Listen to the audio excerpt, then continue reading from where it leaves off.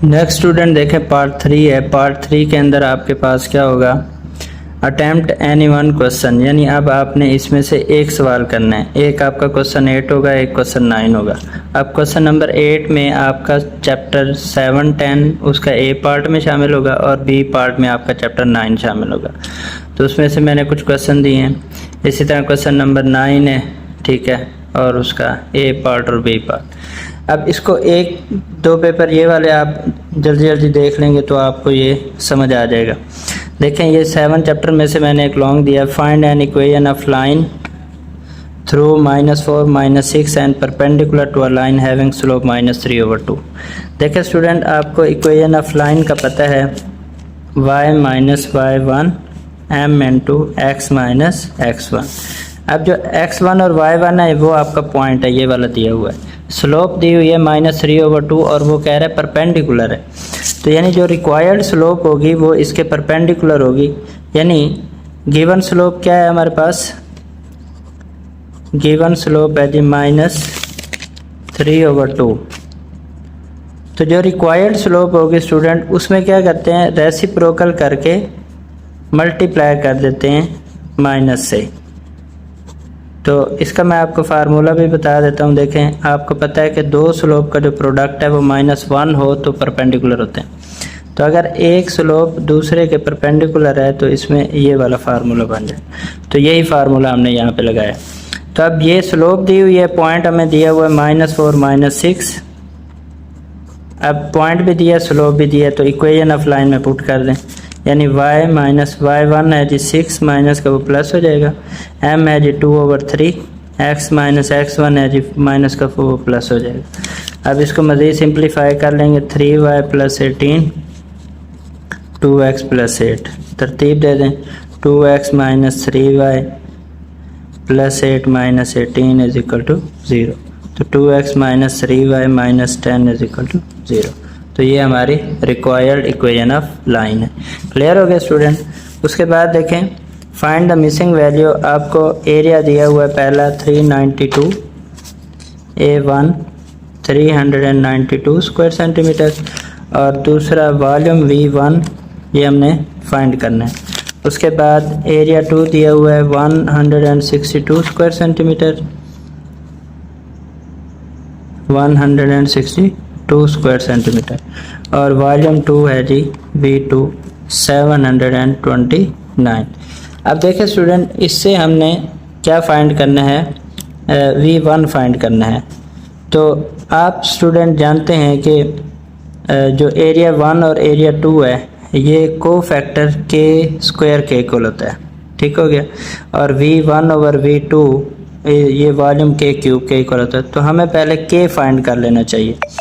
अगर हमारे पास k आ गया तो फिर हम इजीली ये चीज़ फाइंड कर सकते हैं। यानी वो जो फार्मूला है A1/A2 ये k² के इक्वल होता है, V1/V2 ये k³ के इक्वल होता है। तो ये फार्मूला आप लगा लें तो भी ठीक है, या अगर आप पहले यहाँ एरिया 1 और एरिया 2 से लेंथ निकाल लें, यानी ये फार्मूला लगा लें A1/A2 = लेंथ 1 लेंथ 2 का स्क्वायर। ये फार्मूला लगा के लेंथ 1 और लेंथ 2 निकाल लें।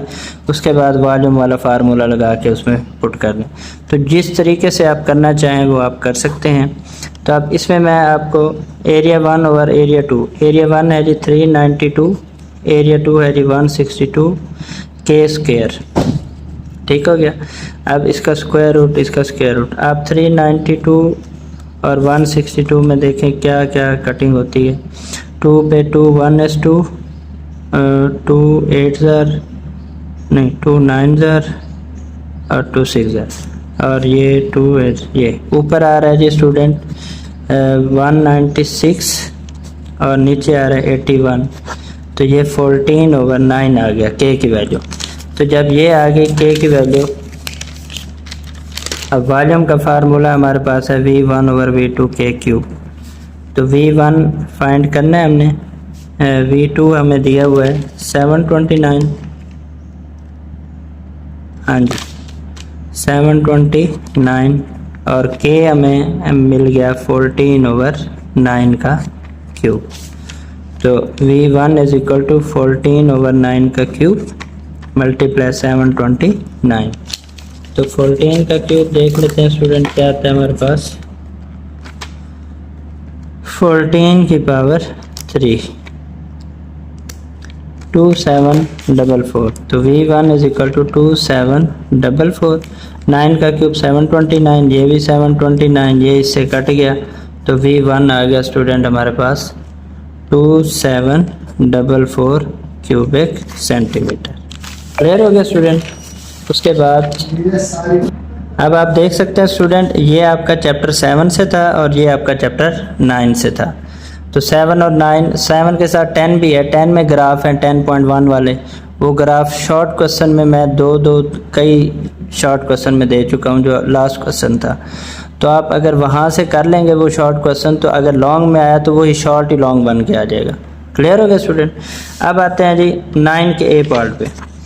Following are the earning in rupees of 10 workers, calculate mean, median and mode. देखिए स्टूडेंट, आपको ये दिए हुए हैं, आपने मीन, मीडियन, मॉड 3 चीज़ें फाइंड करनी है। तो ये सबसे इजी काम है स्टूडेंट। एरिथमेटिक मीन कैसे निकालते हैं, सारी वैल्यूज़ को ऐड करना है और उसकी तादाद पे डिवाइड कर देना है। तो मैं डायरेक्टली ऐड कर रहा हूँ 88 plus 70 plus 72 plus 125 plus 115 plus 95 plus 81, उसके बाद प्लस 90 प्लस 95 प्लस 90, तो 921। ये आ गया स्टूडेंट 921। टोटल 10 है तो 92.1। तो ये आपका मीन आ गया पहला। फिर उसने कहा मीडियन। मीडियन के लिए स्टूडेंट सबसे पहला काम आपका ये होगा कि आपने इसको तरतीब देनी है। तो सबसे छोटा नंबर, फिर उससे बड़ा, फिर उससे बड़ा, इस तरीके से। तो देख लें, सबसे छोटा नंबर यहाँ पे मुझे नज़र आ रहा है जी 70, फिर 72, फिर उसके बाद 81, फिर 88, फिर 90 2 मरतबा आ रहा है, फिर उसके बाद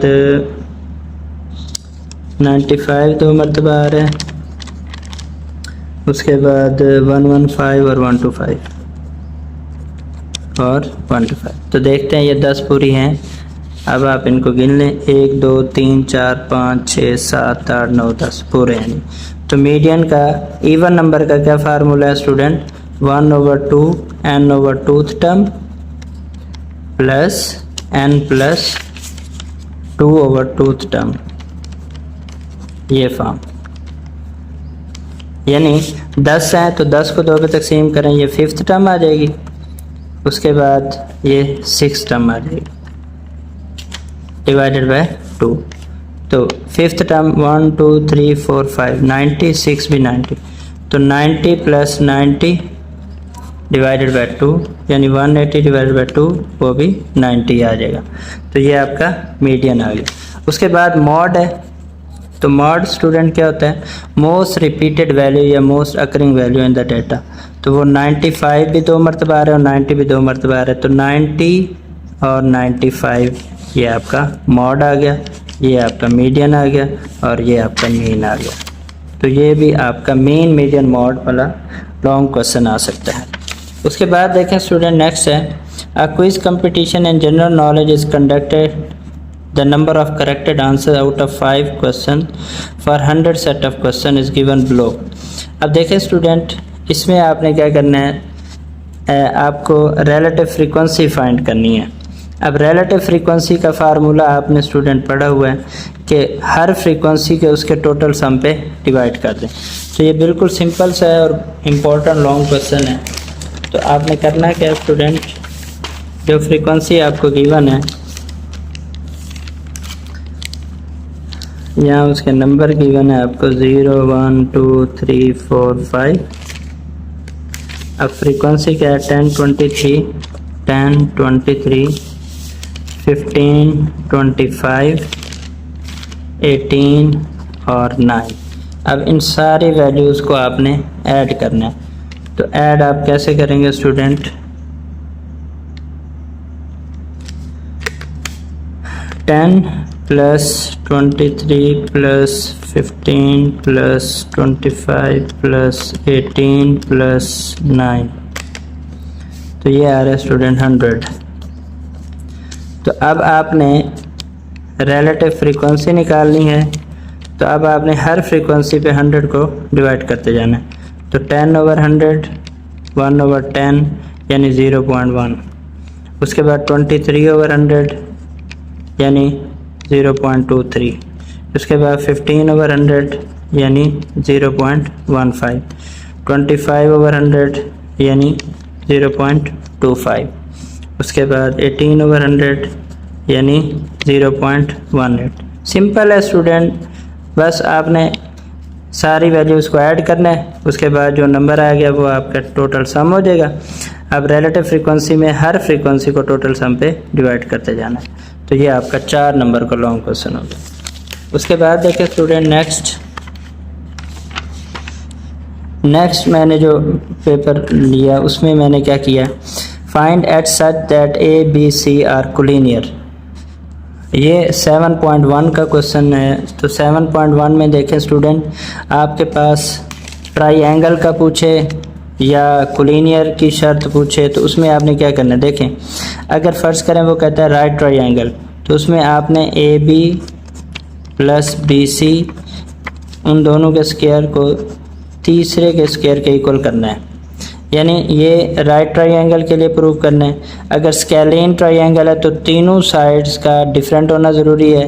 इक्विलेटरल ट्राइएंगल है तो तीनों साइड इक्वल होंगी। आइसोसेलेस ट्राइएंगल होंगे तो 2 साइड इक्वल, तीसरी डिफरेंट। यानी आपने इनके डिस्टेंस निकालने हैं। तो डिस्टेंस फार्मूला आपको पता है, x2 - x1 square y2 - y1 square. तो आपने चैप्टर नंबर 7 की जो मेरी वीडियो है उसको आपने लाजमी जाके देखना है, अगर आपने इसमें से लॉन्ग क्वेश्चन अटेम्प्ट करना है तो उसके बाद देखें नेक्स्ट है। अब यहाँ पे उसने कहा कोलिनियर के लिए आपने बताना है। तो कोलिनियर में एक फार्मूला है जी, x1 y1 1, x2 y2 1, x3 y3 1, इसका डिटर्मिनेंट 0 के इक्वल होना चाहिए। तो आपके पास x1 1 है जी -1 h1, उसके बाद है जी 3 2 1 और उसके बाद है 7 3 1। अब डिटर्मिनेंट आप ले लें। डिटर्मिनेंट कैसे लेते हैं, पहले आपने -1 निकाल लेना है, ये ख़त्म 2 1 3 1, फिर -h, ये ख़त्म 3 1 7 1, उसके बाद +1 इंटू ये ख़त्म 3 2 7 3 3 2 7 3, ये आपका डिटर्मिनेंट। तो ये आपके पास स्टूडेंट 2 - 3 -1 आ जाएगा, यानी पहले इसको इससे मल्टीप्लाई करते हैं फिर इसको इससे, दरमियान में साइन माइनस का। तो मैं डायरेक्टली कर रहा हूँ, 3 1 है 3, 7 1 है 7, 3 - 7 -4, +1 इंटू 3 3 9 -14 -5। तो ये देख लें स्टूडेंट, प्लस का 1, ये प्लस का 4h, ये माइनस का 5। तो 4h - 4, तो यहाँ से h की वैल्यू 1 आ गई। तो ये आपका लॉन्ग क्वेश्चन आ सकता है। उसके बाद देखें स्टूडेंट, इसका बी पार्ट है फाइंड x y z। ये एक्सरसाइज 9.1 उसका क्वेश्चन नंबर 7 होगा शायद। तो ये आपने जाके वहाँ से उसको देख लेना है वीडियो से, तो आप सॉल्व कर लेंगे। Find the marks obtained in English as find mode. तो मॉड का आपने स्टूडेंट क्या करना है, इसको मॉड फाइंड करने के लिए आपने इसका फार्मूला याद रखना है। वो है जी हमारे पास L + FM - F1 + FM - F2 × H। ये आपका मॉड का फार्मूला है। तो स्टूडेंट देखें, इसमें आपके पास सबसे पहला काम आपने क्या करना है, इसकी क्लास बाउंड्रीज़ बनानी है। क्लास बाउंड्रीज़ कैसे बनाते हैं स्टूडेंट, देखें स्टूडेंट, अगर तो ये कंटिन्यूस डाटा यानी ये वाला नंबर और ये वाला नंबर सेम ना हो तो आपने क्लास बाउंड्रीज़ लाजमी बनानी है। लेकिन अगर सेम हो तो फिर नहीं बनानी। जैसे मिसाल देता हूँ, ये एक एग्ज़ाम्पल है, एग्ज़ाम्पल नंबर 18 चैप्टर 12 की। उसमें देखें स्टूडेंट 48 से 50, 50 से 52, 52 से 54। अब देखें ये नंबर सेम आ रहे हैं। अब इसका आपको फ्रीक्वेंसी भी नीचे दी हुई है, अब इस तरह की सिचुएशन हो तो आपने क्लास बाउंड्रीज नहीं बनानी, इसमें डायरेक्टली आपने इसको सॉल्व कर देना है। लेकिन अगर फ़र्ज़ करें ये इस सिचुएशन में हो, जैसे मैंने ये सवाल दिया हुआ है, तो सबसे पहले आपने क्लास बाउंड्रीज बनानी है। तो क्लास बाउंड्रीज कैसे बनाएंगे स्टूडेंट? आपने क्या करना है, पिछली में से 0.5 माइनस कर देना है, अगली में ऐड कर देना है, फिर ये सिचुएशन बनते जाएंगे, फिर ये सिमिलर आते जाएंगे। 19.5, 19.5, 24.5, 24.5, 29.5, ये क्लास बाउंड्रीज बन गई। अब आप देखें इसमें मैक्सिमम फ्रीक्वेंसी कौन सी है? 18 हो गई, इसको FM कह दें। मिनिमम F1 होगा, ये ऊपर वाला, और नीचे वाला F2। अब आपको फार्मूला याद हो, L + FM - F1 FM - F2 × H, ये आपका मॉड का फार्मूला है। तो L लोअर बाउंड्री को कहते हैं, तो लोअर बाउंड्री है जी जो आपकी मैक्सिमम फ्रीक्वेंसी है वो आपका मॉडल क्लास होगी, ये वाली, ठीक हो गया, इसको मॉडल क्लास कहेंगे। तो इसमें आपने क्या करना है, ये लोअर बाउंड्री है 14.5, मैक्सिमम फ्रीक्वेंसी 18, F1 8, नीचे फिर से 18 - 8, फिर 18 - 11, H इंटरवल को बोलते हैं, 5 6 7 8 9, 5 हो गया। तो ये आप कैलकुलेट कर लेंगे स्टूडेंट, 14.5 + 10, 10 + 18 - 11, 7, तो 10/17 आ जाएगा × 5। तो कैलकुलेट करेंगे तो जो आपका आंसर होगा वो आपका मॉड हो जाएगा, यानी 14.5 50 / 17, 2.94 प्लस 14.5 17.44। तो ये आपका स्टूडेंट आंसर आ गया मॉड का। क्लियर हो गया स्टूडेंट? इसी तरीके से नेक्स्ट आप देखें, A bag contains 5 blue, 8 green. Find the probability of blue ball.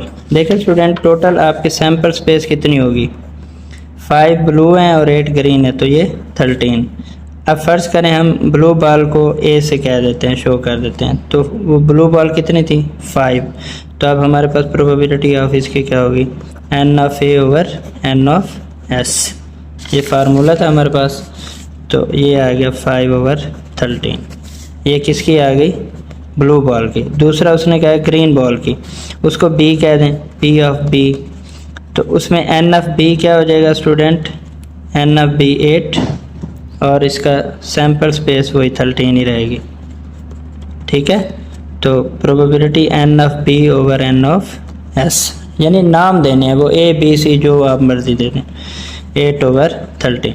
अब वो कहता है नॉट अ ग्रीन, तीसरे में, तो जब नॉट के लिए होगा तो उसमें कॉम्प्लीमेंट ले लें आप, तो वो फार्मूला है 1 - प्रोबेबिलिटी, तो 1 - 8/13। 13 - 8 कितना होता है स्टूडेंट? 5/13। तो यानी ये देख लें आप, कैटेगरी देख लें कि किस तरह के वो लॉन्ग क्वेश्चन आ सकते हैं। तो आप देख लें, ये आपका 12.2 में से है, और ये आपका 13.1 के एग्जाम्पल मैंने दी है। इसी तरह अब आप ये खुद करेंगे।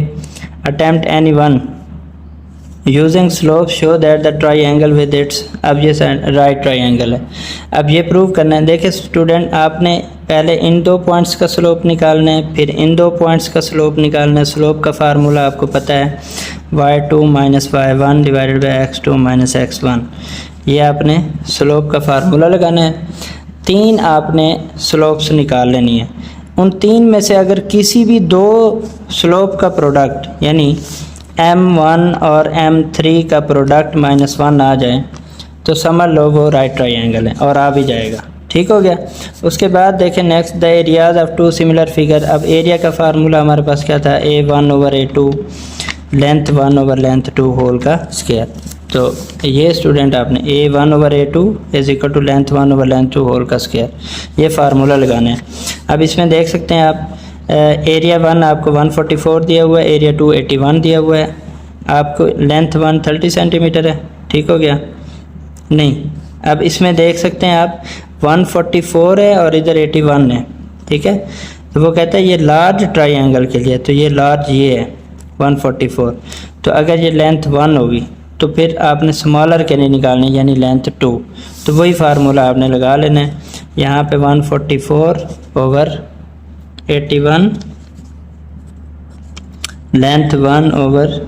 लेंथ 1 आपकी 30 है ओवर लेंथ 2 होल का स्क्वायर, दोनों तरफ से स्क्वायर रूट लें। तो ये स्टूडेंट आपके पास 12/81 9 का स्क्वायर है। 30 का स्क्वायर से स्क्वायर रूट ख़त्म हो जाएगा, नीचे लेंथ 2 का स्क्वायर आ जाएगा, यानी लेंथ 2 के लिए आपके पास स्क्वायर रूट रह जाएगा अभी, ये वाली फॉर्म, ये स्क्वायर रूट में आएगी। अब आपने क्या करना है स्टूडेंट, नहीं सॉरी, इसका स्क्वायर से स्क्वायर रूट ख़त्म, तो 30 ओवर लेंथ 2 ही रहेगी, यानी 12/9 30 ओवर लेंथ 2। अब आप क्या करेंगे स्टूडेंट, इनकी जगह रिप्लेस कर दें। 30 × 9 / 12, 3 4 12, 3 3 9, 2 2 4, 2 15 तो 45/2 आ रहा है। 45 को 2 पे डिवाइड कर दें तो लेंथ 2 22.5 सेंटीमीटर। तो ये आ गया आपका सॉल्यूशन। उसके बाद देखें स्टूडेंट, नेक्स्ट है On a prize day, 50 students brought pocket money as under find median and mode। अब देखिए स्टूडेंट, मॉड तो अभी हमने फाइंड किया था, ठीक है। तो मीडियन का फार्मूला होता है जी हमारे पास L + H/F N/2 - C, ये फार्मूला है मीडियन के लिए। आपने इसी डाटा को उसी फॉर्म में कन्वर्ट करना है, ठीक है। इसमें भी क्लास बाउंड्रीज़ आपको बनानी पड़ेंगी। पहले क्लास बाउंड्रीज़ आपने बनानी है, यानी 0.5 इसमें से माइनस करना है, इसमें ऐड करना है, इसमें से माइनस, इसमें ऐड। उसके बाद आपने मीडियन क्लास बनानी है और कम्युलेटिव फ्रीक्वेंसी निकालनी है। तो ये दो काम आपने लाजमी करने हैं, और इसका सलूशन आप लोग जाके 12.2 जो मैंने समझाई हुई है वहाँ से आप देख सकते हैं। इसी तरह a card is chosen at random from a pack of 52 playing cards, find the probability of getting a jack. देखिए मैंने आपको लास्ट टाइम भी 13 यूनिट में ये बात समझाई थी कि जैक भी 4 यानी कि 4 होते हैं, क्वीन भी 4 होती हैं। अब जैक की उसने प्रोबेबिलिटी मांगी है, टोटल 52 कार्ड्स हैं तो जैक 4 हैं, तो 4/52 हो जाएगा। Not a diamond, diamond total 3 होते हैं, यानी 52 कार्ड्स में, यानी आपके पास अगर 52 कार्ड हैं तो उसके 4 शेप्स होती हैं, ठीक है। Heart, diamond, spade, club. ये भी 13 होते हैं, ये भी 13 होते हैं, ये भी 13 होते हैं, ये भी 13 होते हैं। अब उसने कहा नो डायमंड, तो पहले हम डायमंड की निकाल लेते हैं। डायमंड 13 है तो 13/52, यानी ये आ गई डायमंड की 13/52 1/4। अब उसने नॉट का, तो उसको 1 में से माइनस कर दो, यानी कॉम्प्लीमेंट ले लो उसका, तो वो आ जाएगा 3/4। और जैक टोटल 4 होते हैं, ठीक है। यानी हर हार्ट, डायमंड, स्पेड, क्लब, हर एक के पास एक क्वीन और एक जैक होता है। तो टोटल 4 हैं, तो 4 क्वीन हो जाएंगे, 4 जैक हो जाएंगे। तो ये आपका लॉन्ग क्वेश्चन का पार्ट 3 भी इस पैटर्न से आ सकता है। अब देखें स्टूडेंट, इसमें कुछ स्टूडेंट का ये सवाल भी हो सकता है कि चैप्टर नंबर 11 भी शामिल था। 11 और 12 इकट्ठे हैं और 13 अलग है। तो अगर 12 चैप्टर में से आपका लॉन्ग क्वेश्चन आता है, यानी 12 चैप्टर में, तो वो आपका या तो ग्रुप डाटा या अनग्रुप डाटा में मीन, मीडियन, मॉड में से कोई भी आ सकता है। लेकिन अगर फ़र्ज़ करें आपका 12.2 से नहीं आता, तो 12.1 में से आपका हिस्टोग्राम और दूसरा फ्रीक्वेंसी जो दी हुई है 12.1 में, मैं आपको दिखा देता हूँ, वो इस पैटर्न से आपको क्वेश्चन दे सकता है। तो 12.1 में हमारे पास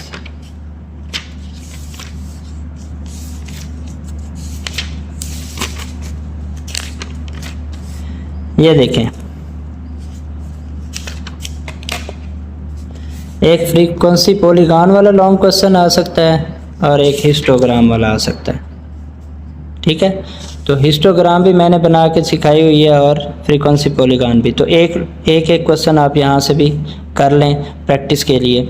और दूसरा जो चैप्टर नंबर 11 है, चैप्टर नंबर 11 के अंदर वो हमने ना तो उसमें समझी है, ठीक है, और ना ही यहाँ पे हम समझ रहे हैं। लेकिन फिर भी अगर फ़र्ज़ करें आपका लॉन्ग क्वेश्चन यहाँ से आता है तो आपको एक ट्रायंगल बनानी पड़ेगी, और उसका मैंने आपको शॉर्ट क्वेश्चन में थोड़ा बहुत आइडिया दे दिया है। उस ट्रायंगल का आपको स्टेप ऑफ कंस्ट्रक्शन लिखने होंगे। अब देखें जो भी सवाल आए, फ़र्ज़ करें एक ट्रायंगल बनानी है और verify that perpendicular bisector of a triangle are concurrent. तो परपेंडिकुलर बाइसेक्टर आप कैसे बनाएंगे वो मैं आपको थोड़ा बहुत आइडिया दे देता हूँ। देखें, ये आपने एक ट्रायंगल बनाई, ठीक है। अब आपने कंपास यहाँ पे रखनी है, हाफ से ज़्यादा ओपन करनी है। कंपास यहाँ पे रख के हाफ से ज़्यादा ओपन करेंगे, एक कट इधर एक इधर, फिर आपने दूसरी साइड से रख के फिर एक इधर फिर इधर, इन दोनों पॉइंट्स को आपने ज्वाइन कर देना है, ठीक हो गया। फिर इसी तरह आपने यहाँ पे रखनी है कंपास, हाफ से ज़्यादा ओपन करके इधर कट, तो ये फ़र्ज़ करें यहाँ पे कट कर, इन दोनों को आपने ज्वाइन कर देना है। यानी इधर से भी रख के हाफ से ज़्यादा ओपन करके ऊपर कट नीचे कट, ये दोनों आर्क एक दूसरे को कट करनी चाहिए। ये काम आपने 6, 7, 8 में भी सीखा होगा। उसके बाद आपने फिर तीसरी साइड से भी यही काम करना है, इधर से कट फिर इधर रख के इधर से भी कट, इन दोनों पॉइंट्स को भी आप ज्वाइन कर देंगे। अब देखें, जब ज्वाइन करेंगे तो ये तीनों लाइंस एक पॉइंट से कट करके जाएंगी, तो ये परपेंडिकुलर बाइसेक्टर से ये पॉइंट ऑफ कंकरेंसी बन गई। तो अगर फ़र्ज़ करें आपको वो परपेंडिकुलर बाइसेक्टर वाला लॉन्ग क्वेश्चन देता है तो आप सेम इसी तरीके से करेंगे। पहले आपने क्या करना है, ट्रायंगल बनानी है, ट्रायंगल बनाने के बाद ये काम करना है। इसी तरह अगर वो कहता है मीडियंस, तो मीडियंस आप फिर करेंगे। हर एक की एक एग्जाम्पल भी दी हुई है, ठीक है स्टूडेंट, आपको ज़्यादा टेंशन लेने की ज़रूरत नहीं है। आप एक एग्जाम्पल यहाँ से देख लीजिएगा कि वो परपेंडिकुलर बाइसेक्टर कैसे बना रहा है, ठीक है, और उसके बाद मीडियंस कैसे बना रहा है। अब देखें, ये मीडियन वाली ट्रायंगल है आपके एग्जाम्पल नंबर 7 चैप्टर 11 की, इसको आप अच्छे तरीके से देख लीजिएगा। इसी तरह इन सेंटर वाली बनाई हुई है, ठीक है, एग्जाम्पल 8।